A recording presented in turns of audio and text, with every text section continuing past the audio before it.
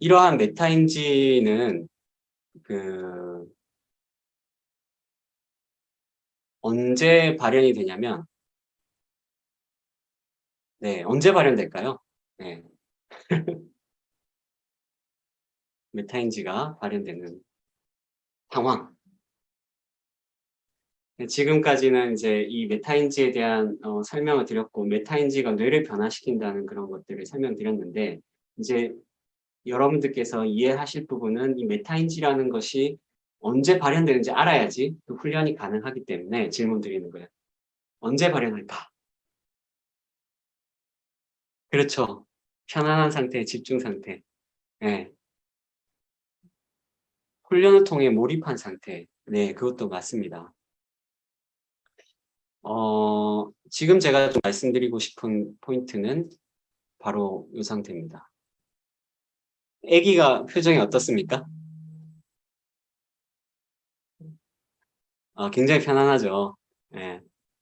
엄마 품에 안겨서 네, 그렇게 편할 수가 없어요. 어, 지금 제가 말씀드렸던 어떤 뇌 기능적인 측면에서 봤을 때, 그, 쉽게 얘기해서 뇌가 치우치지 않고 이완되어서 알파파가 충분히 나오는 상태일 때 메타인지가 이루어집니다. 네. 지금 바로 뒤에 제가 뇌파 사례를 가지고 좀 설명을 한번 드려볼게요. 근데 일단 사전 이해를 하셔야 되니까. 알파파가 충분히 출현할 때 메타인지가 되는 것이고, 반대로 얘기하면, 어, 지금 여러분들께서 아까도 얘기했듯이, 뭔가 굉장히 긴장해 있고, 굉장히 불안하고, 어, 되게 어떤 큰 공포가 있고, 이랬을 때 메타인지가 이루어질까요?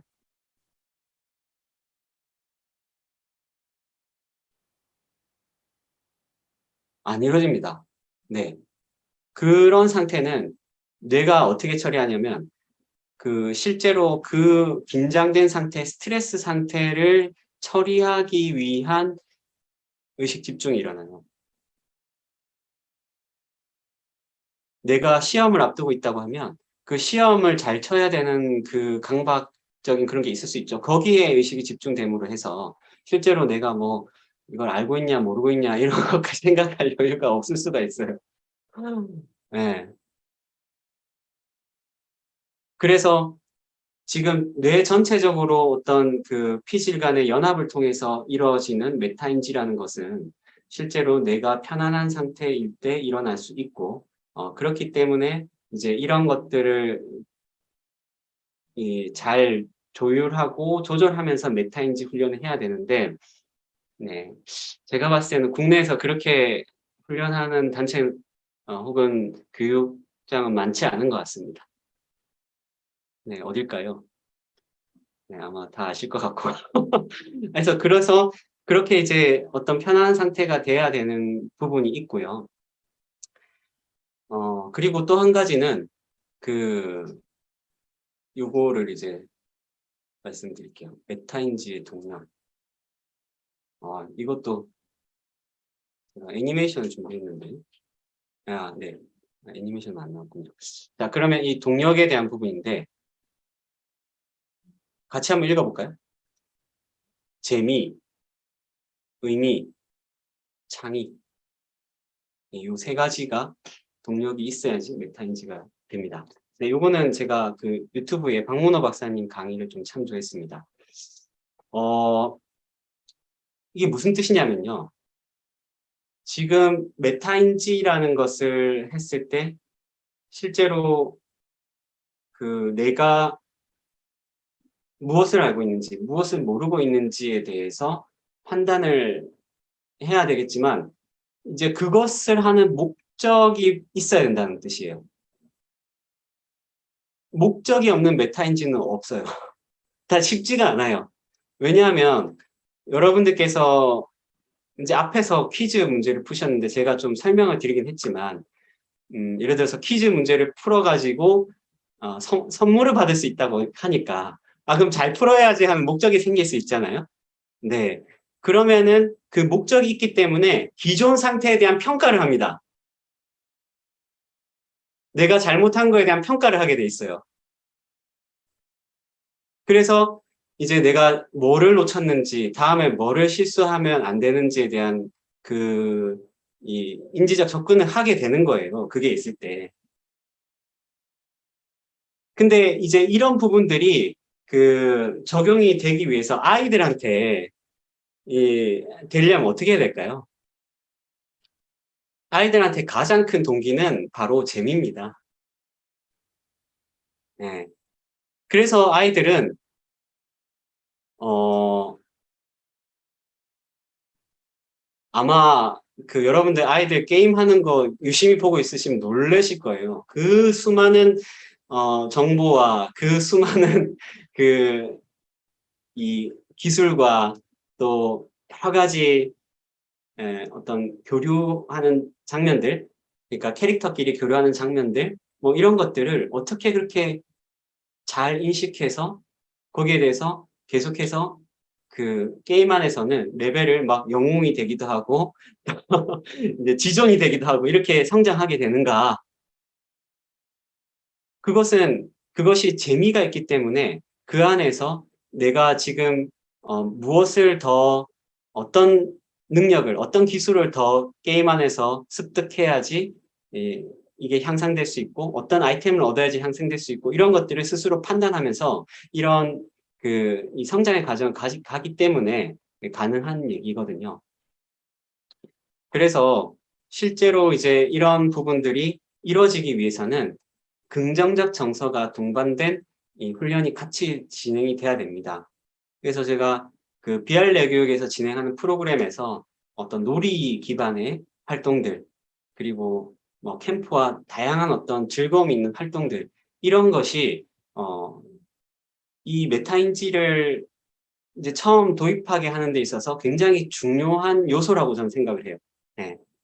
그래서 이게 뭐 지금의 아이들 같은 경우에는 스마트폰이나 컴퓨터가 좀 익숙해서 그럴 수도 있는데 어쨌든 인간이기에 상호간 교류하고 서로들 웃고 뭔가 어떤 경쟁에서 이기는 기쁨을 갖고 혹은 실패했지만 그것을 좀 더 이제 극복하고 네, 더 성장하는 기쁨을 갖고 하는 그런 계기를 제공하는 것은 지금 아이들한테도 되게 중요한 과정이라고 생각되거든요. 이제 그런 부분들을 통해서 우리는 메타인지의 동력을 갖게 되는 거예요. 이제 그 상태에서 조금 더 진화되면 어떻게 되냐면 이제 의미를 가져야 됩니다. 무슨 뜻이냐면은 우리가 청소년기 때부터 한 12살, 13살 때부터 전전두엽이 발달하기 시작해서 거의 30대까지 발달을 하게 돼 있어요. 근데 이 전전두엽이 발달한다는 의미는 뭐냐면 지금 현재 내 뇌에서 일어나는 현상 혹은 내가 경험하는 현상들에 대해서 자기 주도적인 해석을 하기 시작한다는 뜻이고 그 해석과 더불어서 그걸 조절하고 자기가 의사결정을 하고 뭔가 행동을 옮길 수 있는 계획을 해서 행동을 옮길 수 있는 그런 기능이 발달한다는 뜻이거든요. 그러려면은 이제부터는 단순히 재미만 있어서는 동기부여가 좀 덜 됩니다. 성인들이 이제 그런 뜻이죠. 제가 봤을 때는 여러분들도 마찬가지인 것 같은데 제 얘기가 그렇게 그냥 아무 생각 없이 들으면 재미가 없을 수도 있지만 여러분들께서 이게 의미가 있다고 생각하시니까 지금 듣고 계시잖아요. 예. 재밌습니까? 아무튼 이 의미를 가지고 이런 것들에 대한 해석을 하고 이것을 나와의 관련성에 대입시키고 혹은 내 성장에 좀 도움이 된다고 생각하고 앞으로 내가 살아가는 데 있어서 아주 요긴한 정보라고 생각하고 그 의미를 부여하게 되면 그것이 동기가 됩니다. 그러면서 이제 이 자기 스스로에 대해서 인지 상태를 돌아볼 수 있는 계기가 생기는 거죠. 네. 네. 그래서 이게 메타인지의 동력이 되는 거예요. 그 다음 재미 다음에 의미가. 이제 마지막은 창의입니다. 창의. 이제 그렇게 하면서 자기의 의미를 찾았다고 하면 궁극적으로 그것을 세상 속에서 실현하고 그것을 통해서 자기가 원하는 바를 이루고 하는 그런 일들이 돼야 될 텐데 그것이 되는 데 있어서는 창발적인 발상이 필요합니다. 그러니까 누군가가 해라고 해서 하는 것이 아니라 내가 하고 싶어서 내가 진짜 원해서 하는 그러한 활동이 필요하거든요. 이런 것들을 하는 데 있어서 창의가 이제 수반이 되는데 이 창의에 대한 것이 발현되기 위해서 이게 이 창의에 대한 것이 이제 이렇게 발현되면서 메타인지가 일어나게 되는 것이죠.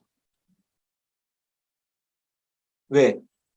그게 없으면은 이 창의가 될 수가 없어요. 왜냐하면 우리가 이제 창조라는 것이 뭐 많이들 얘기하지만 뭔가 창의적인 발상 이게 하늘에서 뚝 떨어지는 것처럼 생기지만 뇌과학적으로 보나 여러 가지 어떤 역사적 사례로 보나 분명한 건 뭐냐면 이것은 트라이 앤 에러입니다. 트라이 앤 에러를 반복하면서 그 여러 가지의 그 경험들이 축적되면서 어떻게 하면 좀 더 나아질 수 있을까라는 그 질문을 하게 되면서 창의성이 나오는 거예요. 에디슨이 전구를 만들 때 그렇게 수없이 많은 전구를 깨트렸다고 하잖아요. 네, 천재성은 99%의 노력이라고 하잖아요. 저는 그것을 여기서 이렇게 좀 의미를 찾아요. 그러니까 이 메타인지라는 것을 통해서 계속해서 어떤 과정들을 실패한 과정이든 성공한 과정이든 그것을 평가하고 거기에 대한 어떤 개선을 계속해서 해 나가는 과정에서 이제 더욱더 메타인지의 동력이 생기게 된다. 그래서 그러한 훈련이 우리 아이들에게는 지금 필요하다는 거예요. 뭐 훈련이라고 표현하면 좀 그럴 수도 있는데 그냥 이제 뇌 측면에서 보면은 훈련이 좀 정확한 표현이에요. 왜냐하면 뇌는 심플하거든요. 반복하면 그거에 맞춰서 신경망이 이렇게 성장하기 때문에. 그래서 이런 부분들을 여러분들께서 메타인지 동력으로 이해하시고 아이들의 교육 현장을 한번 보셨으면 좋겠어요. 우리 아이들에게는 재미를 제공하고 있는가? 의미를 제공하고 있는가? 혹은 창의를 발현시킬 수 있는 환경을 제공하고 있는가? 네, 이것이 바로 메타인지를 훈련할 수 있는 동력을 만들어준다. 메타인지를 가질 수 있는 어떤 동력을 만들어준다. 그래서 그러한 것들을 이제 살펴보고 그것을 이제 아이들의 교육에 적용시켜 보면 좋겠죠. 네, 그런 관점으로 여러분들께서 더욱더 그 메타인지에 대한 이해를 깊이 하셨으면 좋겠습니다. 그래서 지금 제가 두 가지 포인트를 말씀을 드렸어요. 메타인지는 언제 발현되는가? 첫 번째 발현된 게 뭐 언제였죠? 편안할 때. 이 편안한 거에서는 뭐 이것도 수많은 얘기를 할 수 있는데 어쨌든 정서적으로 안정돼 있고 뭐 이제 스스로가 또 할 수 있다는 자신감이 있는 것도 포함이 됩니다. 네, 자신감이 있어야 편안하잖아요. 내가 잘 못한다고 생각하면 불안하죠. 근데 내가 이걸 할 수 있다고 생각하면 담담하죠. 예, 자신감도 포함되어 있고 여러 가지 그런 어떤 정서적인 부분에서 새로운 것을 받아들이고 새로운 발상을 할 수 있는 편안한 상태가 됐을 때 이것이 가능하다는 거 말씀드렸고 두 번째는 동력이 있어야 된다. 그 동력은 결국 목표인데 그 목표의 속성은 재미, 의미, 창의 이 세 가지 속성을 같이 가지고 있으면서 메타인지가 이렇게 움직여져야 되지 나온다.